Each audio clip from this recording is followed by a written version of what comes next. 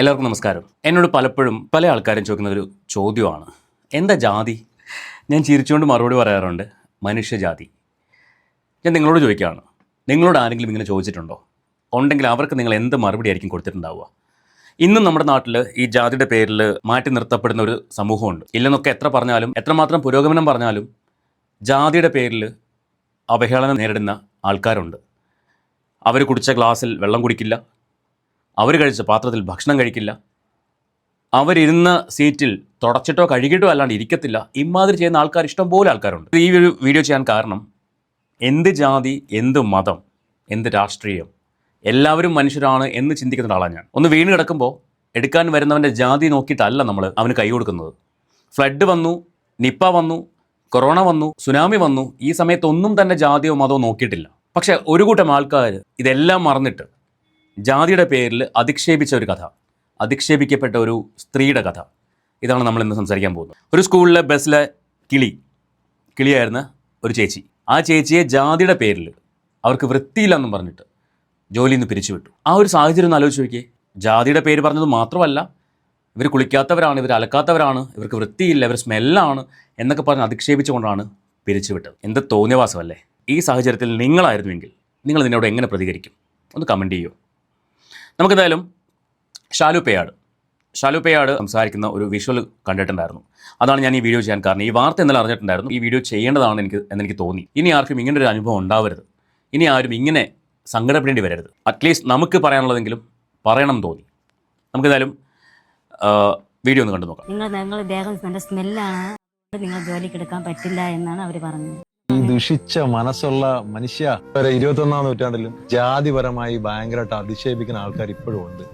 ഈ താഴ്ന്നവനും ഉയർന്നവനും എന്നൊക്കെ പറഞ്ഞിട്ട് ഇപ്പോഴും ജീവിക്കുന്ന ആൾക്കാരുണ്ട്. എന്റെ തൊട്ട് ബാക്കിൽ നിൽക്കുന്നത് സരസ്വതി സ്കൂളിൽ എന്താണ് ചേച്ചി, വണ്ടിയിലെ കിളിയാണ്. അപ്പൊ ഈ ചേച്ചി 2 ദിവസം മുമ്പാണ് ജോലിക്ക് കയറിയത്. അങ്ങനെ ജോലിക്ക് കയറിയപ്പോ ഏതോ ഒരു രക്ഷകർത്താവ് വിളിച്ച് സ്കൂളിൽ പറഞ്ഞെന്ന് അവര് SC ആയതുകൊണ്ട് അവരെ ജോലിയിൽ വയ്ക്കരുത്, അവരെ ശരീരമൊക്കെ ഭയങ്കര നാറ്റമാണ്, അങ്ങനെ അവരെ ശരീരം ഭയങ്കര നാറ്റമാണെന്ന് പറഞ്ഞിട്ട് ജോലിയിൽ നിന്ന് പിരിച്ചുവിട്ടു. ഈ പറഞ്ഞ സ്ത്രീ, അത് ആരും ആയിക്കോട്ടെ, ആ പറഞ്ഞ സ്ത്രീ നേരത്തെ ഞാൻ പറഞ്ഞ പോലെ വഴിയെ നടന്നു പോകുമ്പോൾ ഒന്ന് വീഴുന്നു എന്ന് വിചാരിക്കുക.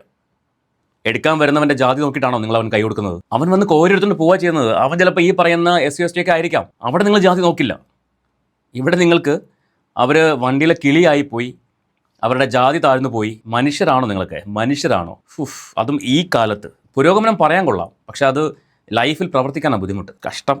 ബാക്കിയേക്കാം. ചേച്ചി ഇപ്പോൾ ഇവിടെ സ്റ്റേഷനിൽ പരാതിയായിട്ട് വന്നതാണ്. നമ്മൾക്ക് എത്ര പുരോഗമനം പറഞ്ഞാലും മനസ്സിനകത്തുള്ള ഒരു ദുഷിപ്പുണ്ട്, ജാതി എന്ന് പറഞ്ഞ ദുഷിപ്പ്. ഇത് ഉള്ളിടത്തോളം കാലം ഇവിടെ ഈ ജാതി ചിന്തകൾ കൂടിക്കൊണ്ടേയിരിക്കും, വിഷയങ്ങൾ കൂടിക്കൊണ്ടേയിരിക്കും. സത്യം പറഞ്ഞാൽ ഇവരൊക്കെ ജീവിക്കാൻ വേണ്ടിയിട്ടാണ് ഓരോ തൊഴിലിന് വേണ്ടി പോണത്. അവരെ ജാതീയപരമായി അധിക്ഷേപിക്കുകയും അതുപോലെ തന്നെ അവര് ഒരു ദളിത സ്ത്രീ ആയതുകൊണ്ട് ജോലി എന്ന് പറഞ്ഞുവിടുകയും ചെയ്യും. ഇവരാണെന്നുണ്ടെങ്കിൽ മാർണക അയ്യങ്കാളിയുടെ ഇവിടെ ഒരു സ്കൂളിൽ സമരം ഉണ്ടായിരുന്നു, നമ്മുടെ കണ്ടല. ആ സമയത്ത് പഞ്ചമി എന്നൊട്ടൊരു കുട്ടിയിൽ നിന്നാണ് എല്ലാം തുടക്കം. ആദ്യമായിട്ട് സ്കൂളിൽ പ്രവേശിച്ച ആ തലമുറയിലെ നാലാമത്തെ തലമുറയിലെ മക്കളാണിത്. അവർക്കാണ് ഇപ്പോഴും ഈ ഗതി. 125 വർഷങ്ങൾക്ക് മുമ്പ് അവർക്ക് എന്ത് സംഭവിച്ചോ അതാണ് ഇന്ന് ഇവർക്ക് സംഭവിച്ചത്. അന്ന് പഠനം മുടക്കിയെങ്കിൽ ഇന്ന് അവർക്ക് ജോലിയിൽ നിന്നും അവരെ പറഞ്ഞു വിട്ടു. ഒരു വലിയ കഷ്ടമാണ്. ദയവ് ചെയ്ത് ഈ വീഡിയോ ആരെ കാണുന്നവര് വകുപ്പ് മന്ത്രിയിലോട്ടും അതുപോലെ തന്നെ മനുഷ്യരിലോട്ട് ഇതെത്തിക്കണം. കാരണം ഈ 21-ാം നൂറ്റാണ്ടിൽ ഈ ചിന്താഗതിയൊക്കെ മാറണം. നമ്മളൊക്കെ മനുഷ്യരാണെന്നുള്ളൊരു ചിന്ത എല്ലാവർക്കും വരണം. അത് വരും. എപ്പോഴും അറിയോ, നേരത്തെ ഞാൻ പറഞ്ഞ പ്രശ്നങ്ങൾ ഉണ്ടാകുമ്പോൾ, ഒരു പ്രശ്നം ഉണ്ടാകുമ്പോൾ എല്ലാവരും ഒന്നിക്കും. ഇപ്പോൾ ഒരു എക്സാമ്പിൾ, ഇപ്പോൾ മറ്റേ റഹീമിനെ പുറത്തിറക്കാൻ വേണ്ടി കോടികൾ വേണം, 34 കോടി രൂപ വേണം. മലയാളികൾ ജാതിയോ മതമോ നോക്കിയിട്ടല്ല ഒന്നിച്ചത്. 500 രൂപയും 100 രൂപയും 50 രൂപയും കെട്ടുതാലി വരെ കൊടുത്ത ആൾക്കാരുണ്ട്. അവിടെ ജാതി മതം ഇല്ല. അതുപോലെ നിപ്പ വന്നപ്പോഴും, കൊറോണ വന്നപ്പോഴും, ഫ്ലഡ് വന്നപ്പോഴും, സുനാമി വന്നപ്പോഴും ഒന്നും ആ സമയത്ത് ഒന്നും ജാതി മതമില്ല. രക്ഷിക്കാൻ വരുന്നവന്റെ ജാതി നോക്കിയിട്ടല്ല ചങ്ങാടത്തിലും ഹെലികോപ്റ്ററിലൊക്കെ കയറിയത്. അവിടെ രക്ഷപ്പെടണം എന്ന ചിന്ത മാത്രമാണ്. ഒരു ഉദാഹരണം പറഞ്ഞുതരാം. ഞാൻ ഫ്ലഡ് വന്ന സമയത്തുള്ള ഓണത്തിന് തിരുവനന്തപുരത്ത് നിന്ന് ഒരു വണ്ടി സാധനങ്ങൾ ചെന്നിത്തല എന്ന് പറഞ്ഞ സ്ഥലത്ത്, ആലപ്പുഴ ചെന്നിത്തല എന്ന് പറഞ്ഞ സ്ഥലത്തേക്ക് കൊണ്ടുപോയി, അവിടെയുള്ള ക്യാമ്പുകളിൽ കൊടുക്കാൻ വേണ്ടി. അവിടെ ചെന്നപ്പോൾ കണ്ടൊരു കാഴ്ച എന്ന് പറയുന്നത്, 1-2 ക്യാമ്പുകളിൽ പോയപ്പോഴേക്കും എല്ലാവരും ഭയങ്കര സൗഹാർദ്ദപരമായിട്ട് കഴിയുന്നു. ഈ സാധനങ്ങളെല്ലാം അവിടെ കൊടുത്തു. വേറൊരു ക്യാമ്പിൽ പോയപ്പോൾ അവിടെ 2 ക്യാമ്പ് കാണുന്നു ഒരു സ്ഥലത്ത് തന്നെ. അപ്പം ഞങ്ങൾ ചോദിച്ചു, ഇതെന്താ ഇങ്ങനെ? അല്ല, അത് കുറച്ച് കൂടിയ ആൾക്കാരാണ്. നിങ്ങളൊന്ന് ആലോചിച്ച് നോക്കിയേ. ഈ ഞങ്ങൾ ചെന്ന സ്ഥലത്ത് എന്ന് പറയുന്നത് കുറച്ച് ചെറിയ കുടുംബക്കാർ അല്ലെങ്കിൽ ചെറിയ വീടുകളിൽ താമസിക്കുന്ന ആൾക്കാർ, മറ്റത് കുറച്ച് ഹൈ ലെവൽ ആൾക്കാർ അവരാണ് അവിടെ താമസിക്കുന്നത്. കഞ്ഞി കുടിക്കാൻ വകയില്ലാണ്ട് കിടക്കുമ്പോഴും വലിപ്പം ചെറുപ്പം നോക്കിയാണ് കിടക്കുന്നത്. അങ്ങനെ കഴിയുന്ന ആൾക്കാർ. പക്ഷേ ഒരുപാട് സ്ഥലങ്ങളിൽ ഒരൊറ്റ ക്യാമ്പസിൽ, ഒരൊറ്റ കോമ്പൗണ്ടിൽ, ഒരൊറ്റ സ്കൂളിൽ അവിടെ ഒരേ സ്ഥലത്ത് ഭക്ഷണം പാചകം ചെയ്ത് ഒരു സ്ഥലത്ത് തന്നെ ഉണ്ടുറങ്ങി കിടക്കുന്ന ആൾക്കാർ, അതും കാണാൻ പറ്റി. അപ്പോൾ ഈ ഫ്ലഡോ സുനാമിയോ കൊറോണയോ ഒക്കെ വരണം നമ്മുടെ നാട്ടിൽ ജാതിയും മതവും ഒക്കെ ഇല്ലാണ്ടാവണമെങ്കിൽ. ഇനി ഇതെല്ലാം കഴിഞ്ഞിട്ടാണെങ്കിലോ മൂന്നാമത്തെ ദിവസം അടി തുടങ്ങി. ഞങ്ങളാണ് അത് അവിടെ ചെയ്തത്, ഞങ്ങളാണ് ഇവിടെ ചെയ്തത്, ഞങ്ങളാണ് അവിടെ അങ്ങനെ ഉണ്ടാക്കിയത് എന്നും പറഞ്ഞിട്ട്. ഇതാണ് നമ്മുടെ നാട്. ഇവിടെ ആലോചിച്ച് നോക്കിയേ, ഇവർ 125 വർഷം മുൻപ് നടന്ന ഒരു പ്രക്ഷോഭത്തിൻ്റെ ഭാഗമായിരുന്ന ഒരാളുടെ തലമുറയിൽപ്പെട്ടൊരു സ്ത്രീയാണ്. അവർക്കാണ് ഈ അനുഭവം. അപ്പോൾ അന്നത്തെ ആ ഒരു കാലത്ത് നിന്ന് ഇപ്പോഴും വണ്ടി കിട്ടാത്ത ആൾക്കാർ നമ്മുടെ നാട്ടിൽ ജീവിക്കുന്നുണ്ടെന്ന് മനസ്സിലാക്കണം. ഇത് കാട്ടാക്കട സരസ്വതി വിദ്യാലയമാണെന്നാണ് എൻ്റെ അറിവ്. അവിടെയാണ് ഈ പ്രശ്നം നടന്നിരിക്കുന്നത്. ഇതിനെതിരെ എന്ത് നടപടിയായിരിക്കും ഗവൺമെൻറ് എടുക്കുന്നത്? അവരും മനുഷ്യരാണ്, അവരും ജീവിക്കാൻ വേണ്ടിയാണ് പണിയെടുക്കുന്നത്. അവരുടെ തൊഴിലിനെയാണ് തടസ്സപ്പെടുത്തിയിരിക്കുന്നത്.